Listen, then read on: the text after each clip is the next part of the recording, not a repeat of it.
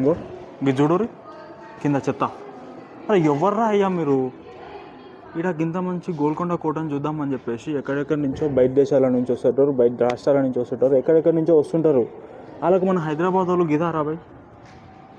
ఇక్కడ మెయింటెనెన్స్ వాళ్ళది ప్రాబ్లం అని కూడా చెప్పలేము, తాగి పడేసే జనాలది.